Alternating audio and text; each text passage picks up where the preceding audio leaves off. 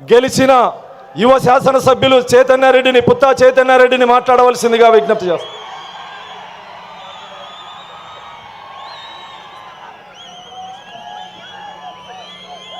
అందరికీ నమస్కారం. తెలుగువారి ఆత్మగౌరవం శ్రీ నందమూరి తారక రామారావు జన్మదినం సందర్భంగా ప్రతి సంవత్సరం తెలుగుదేశం పార్టీ జరిగే మహానాడు కార్యక్రమాన్ని మొదటిసారిగా కడప జిల్లాలో మాకు అవకాశం కల్పించినటువంటి గౌరవ ముఖ్యమంత్రి వారికి, చంద్రబాబు నాయుడు గారికి, అలాగే మా యువ నాయకుడు లోకేష్ గారికి ప్రత్యేక ధన్యవాదాలు మరియు కృతజ్ఞతలు తెలియజేసుకుంటా ఉన్నాను సార్.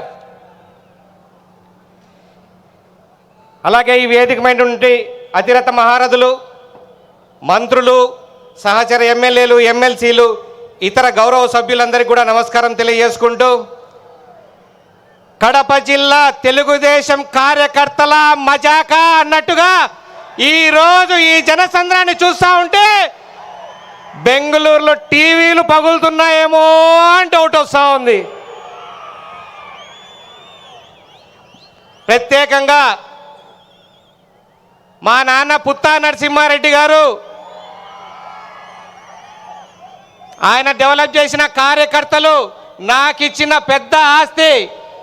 తెర వెనకుండి పని నడిపించి అవసరం వచ్చినప్పుడు సైనికుల్లా పనిచేసే వారొక్కరికి, ప్రతి ఒక్కరికి కృతజ్ఞతలు తెలియజేస్తా ఉన్నాను. తెలుగుదేశం పార్టీ ఒక బాడీ అయితే దానికి వెన్నెముక మన కార్యకర్తలు. ఎన్ని కష్టాలు ఎదురైనా, ఎన్ని నష్టాలు ఎదురైనా, ఎన్ని ఒడిదుడుకులున్నా వెన్ను వంచని పార్టీ తెలుగుదేశం పార్టీ.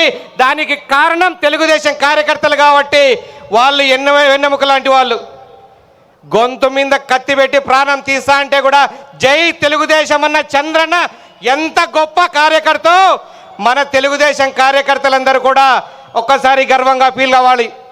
అలాంటి కార్యకర్తలు కూడా మానసికంగా క్రూరత్వంగా మన కుటుంబ సభ్యుల పెద్దల్ని అవమానిస్తే ఎక్కడో కొంచెం వంగుతుందేమో అనిపించింది. అలాంటి సమయంలో ఒక గుండె ధైర్యం అడుగు పెట్టింది. ఆ గుండె ధైర్యం పేరే యువగలం. ఆ ధైర్యాన్ని ఇచ్చిన గుండె మా నారా లోకేష్ అన్న గారు. కరెక్ట్గా 2 సంవత్సరాల కింద ఆ యువగలం ఈ కడప జిల్లాలో అడుగు పెట్టింది. ఎన్ని కుతంత్రాలయ్యా! తెలుగుదేశం పార్టీ యువగలం అడుగు పెట్టిన తర్వాత కార్యకర్తలను ఒకటి అడ్డుకుంటున్నారు. పోస్టర్లు అంటాడు, పోస్టర్లు చించుతారు, మన ఖర్చు పెడితే అడ్డం పెడతారు, కేసులు పెడతారు. ఎన్ని పెట్టినా కూడా వెనక్కి తిరగకుండా ముందుకు సాగి ప్రతి ఒక్కరికి ధైర్యం పంచిన యువగలాన్ని ఈరోజు పార్టీ అధికారంలో ఉందంటే ఆ రోజు మన గుండె ధైర్యం నింపిన ఆ యువగలమే కారణం అని చెప్పి మీ అందరికీ నేను తెలియజేసుకుంటా ఉన్నాను. ఇంకేం చేశారు? అర్ధరాత్రిలు జీవోలు తీసుకొచ్చారు, మైకులు కట్ చేశారు. మైకు కట్ చేస్తే ఏమైందయ్యా? ఆంధ్రప్రదేశ్ ప్రజలంతా కలిసి నీకు అసెంబ్లీలో మైకు లేకుండా చేశారు. ఒక్క గొంతు ఆగితే సరిపోతుంది అనుకున్నారు. ఆ గొంతే ఆంధ్రప్రదేశ్లోని కోట్ల మంది గొంతే. ఆ రీసౌండ్కు అసెంబ్లీలో నీకు సౌండ్ లేకుండా చేసినారు జగన్మోహన్ రెడ్డి. గుర్తుపెట్టుకో. ఒక్క పిలుపుతో, లోకేష్ గారి ఒక్క పిలుపుతో 1 కోటి మంది కుటుంబ సభ్యులు ఒక్క రీజనల్ పార్టీలో వచ్చిందంటే అది రికార్డ్ బ్రేకా కాదా? ఇదందరూ మీరు లేకుండా సాధ్యం అయ్యేదా?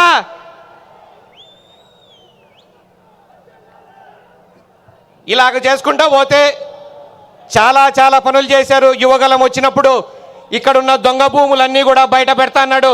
ఈ లోపలే ఆయన వచ్చే 2 రోజుల ముందే సజ్జల చేసిన దొంగ భూములు, అటవీ ప్రాంతాలన్నీ ఆక్రమించుకునేవి తీశారు. అలాగే భావన టౌన్షిప్ ఆ రోజు స్పెషల్గా మెన్షన్ చేశారు యువగలంలో.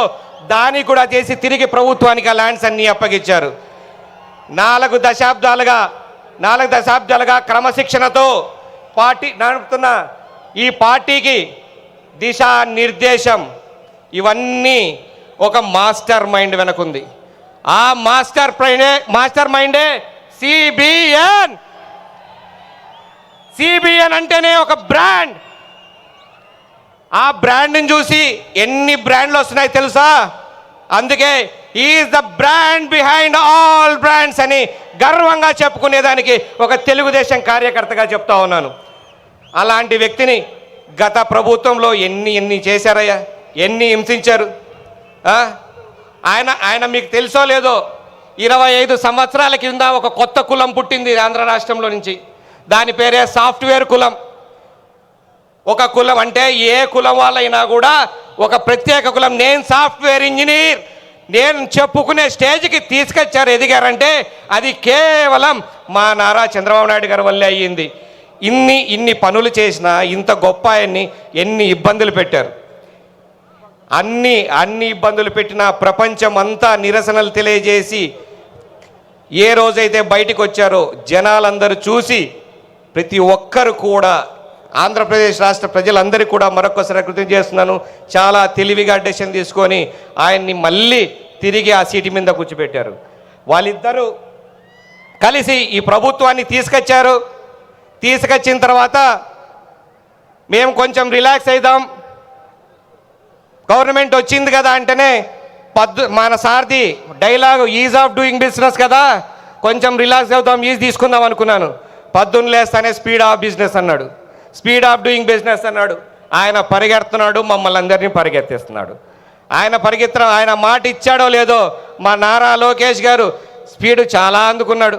ఒక పక్క వాట్సాప్ గవర్నెన్స్ అంటాడు, విద్యా వ్యవస్థలో సంస్కరణలు అంటాడు, మోడల్ స్కూల్ అంటాడు, జూమ్ కాల్లో 1,35,000 కోట్ల డీల్ క్లోజ్ అంటాడు, టాటా సన్స్ను పిలుచుకొస్తాడు. రకరకాల ఇవన్నీ కంపెనీలు కూడా మళ్ళా తిరిగి ఆంధ్రప్రదేశ్కి తీసుకొస్తాడు. సార్ ఒక రిక్వెస్ట్ సార్, అదే చేత్తో కొప్పర్తిలో మాకు కూడా ఒక మెగా ఇండస్ట్రీ తీసుకురండి సార్, దయచేసి మా రూపురేఖల్ని మార్చండి సార్, జిల్లా రూపురేఖలు అని చెప్పి కోరుకుంటా ఉన్నాను. సార్ ఈ స్టేజ్ మీద ఒక చిన్న రిక్వెస్ట్ మీ అనుమతితో తీసుకుంటాను. కొన్ని లక్షల మంది చూస్తున్నారు, ప్రపంచం అంతా తీస్తున్నారు. ఇక్కడికి 2 కిలోమీటర్ల దూరంలో కొప్పర్తి ఇన్ఫ్రాస్ట్రక్చర్ ఇండస్ట్రియల్ ఏరియా ఉంది.